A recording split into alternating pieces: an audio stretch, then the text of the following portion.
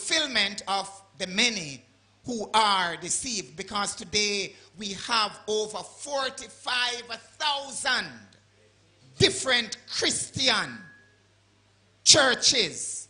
Over 45,000.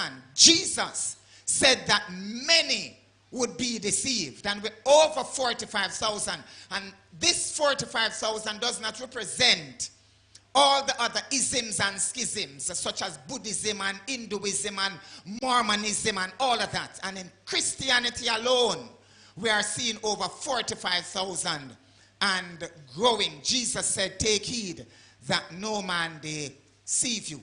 All right, so we have looked at Desmond Ford. We will not even go through all of these deceivers. That's Krishna, and they're comparing Krishna to Christ. They are saying he was born of a virgin. Just all lies. So we're not going through those. We're not even looking at A.J. Miller and Mary Locke, which Miller said that he is Jesus, and his wife there is Mary Magdalene. So what they're saying is that Jesus and Magdalene had an affair on earth. You ever heard that? Yeah, man. So down in Australia, that's Jesus, that's Mary Magdalene. And guess what? Hundreds are deceived and following them, believing that that's Jesus there on the screen. All right, and then Dolores Kane, another of those who came on the scene. Pastor Lesiga Daniel, this man is so influential. The pictures you are looking at there, he got his members, some of them, to drink petroleum. Right? And then order his members to go outside to go and eat grass like cows. Right? And people did it. You know, so we are talking about the level of deception in our world today. And we're not going through these. Pastor Lacoud, this man claimed to have resurrected that man there in the casket. Right? And a close investigation found out that the man was not really dead. Right? Right. So deception, brethren.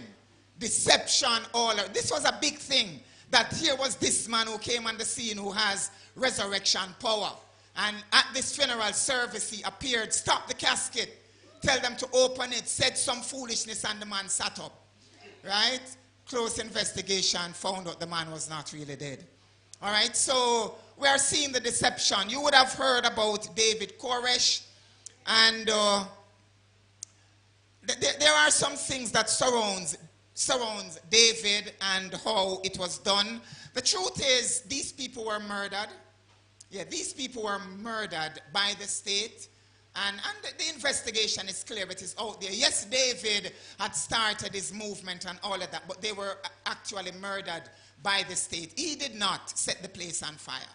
He did not. And it is out there. You can go and do your own deep dive. They were actually murdered. But the point is, friends, don't be deceived.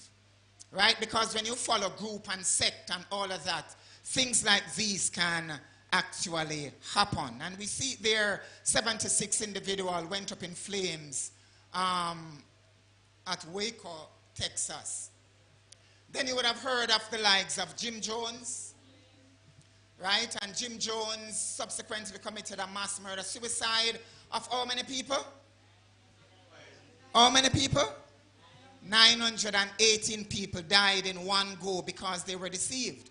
How did that? And it says 304 of which were children, right? And what he did, him just makes a big jar of Kool-Aid, right? And put the cyanide in it. And that's a picture of the bodies across the jungle of Guyana. 918 people who were deceived. Jesus said, take heed that no man deceive you. Then after Jim Jones, yeah, right. Yeah, man, all of these, we're not really going through them. I'm just walking through because it is in the studies. But I want to take you somewhere. But Bedward, all of them, Ryan.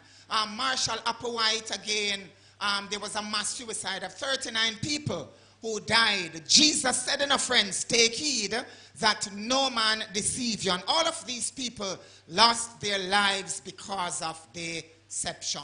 Now, this brother here was touched on earlier today by our preacher, right? And we're looking at, just like Desmond Ford, another of the creme de la creme in Adventism, right? And he's no longer the PARL president, right? Everybody know that? Everybody know that? That he's no longer the president? Right. Yes, Sister McFarlane.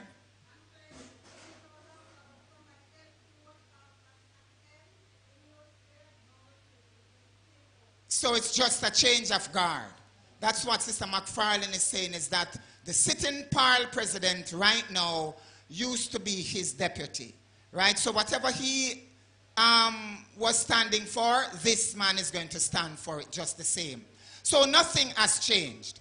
Right? So Ganun, one of the learned men in Seventh-day Adventism, he said that the Seventh-day Adventist Church, Seventh-day Adventist, should be the most ecumenical people in the whole world. Right? Ganun said that. Right? Huh? There is no, we can only narrow it down to higher learning. Right? To higher learning based on what they're seeing. And again, I'm coming, Carol, and make sure your question, because we have a short time, is in line with this, Carol. Right? So, and probably these are his rationales, sister. So, he says that Revelation 14 is an ecumenical message.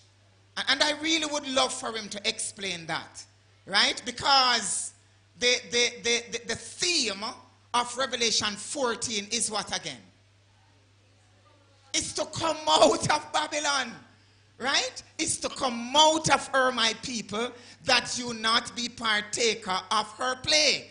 Yet this man says that the message is an ecumenical message. And when we talk about ecumenism, we're talking about everybody can commingle in the same place under the same umbrella. You don't have to change anything. Even if your religion drink blood, we can come together. We don't need to have no fight. I don't need to mention what you believe. Once you say you believe in Jesus, right? We can come together and just move on to glory.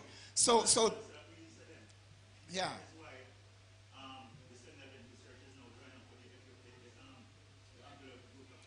Yes, Ryan. Right. Yeah. Yes, Carol. Come in.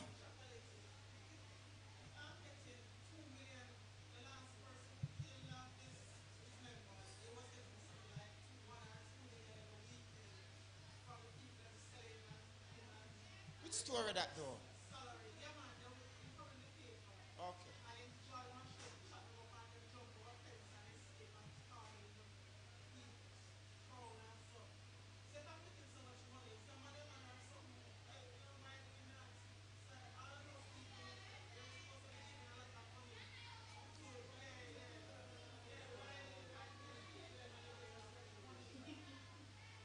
All right. Yeah, yes. Mm-hmm. Yeah.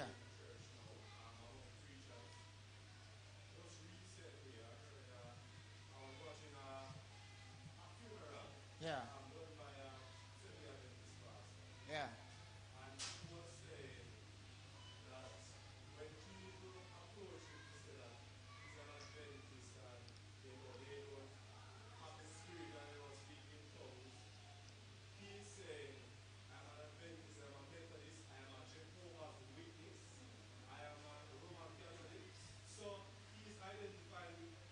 Ecumenism.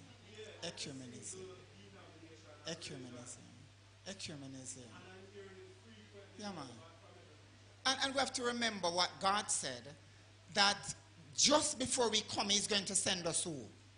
Elijah. Right? Now, when you look at what the Elijah message was, it is what kind of message again? A separation message. If God be God, come over here, so. But if Baal be your God, stay over there, so. Right? It is not a coming together. There must be a separation. Right? Come out of her, my people. Right? And It has become the norm, friends, sadly. It has become the norm just because of what the preacher would have mentioned today about the higher learning that is taking place throughout our ranks with all of these doctors. And I believe it was Sister Arton this morning, so why they don't go and work in the hospital? Because if they are doctors, right? But this is happening. Ganoon also said that we must, and this one, it kind of hit me hard, because here is one of our top men, and he said that we must remain on the official list of genuine Christian churches. Right? Why? Anybody know why he said this? And why we should be on the genuine list? Anybody know?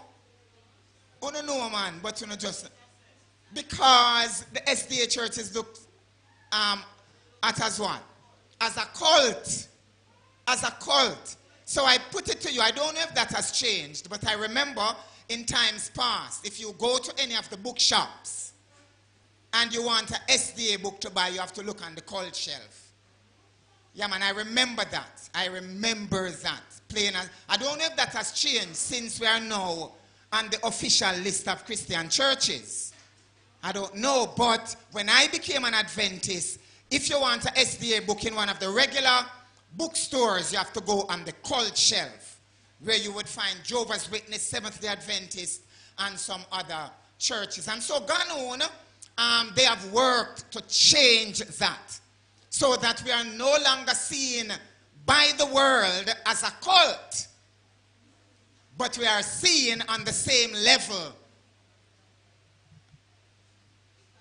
like all the other churches. Yes, Sister Farron.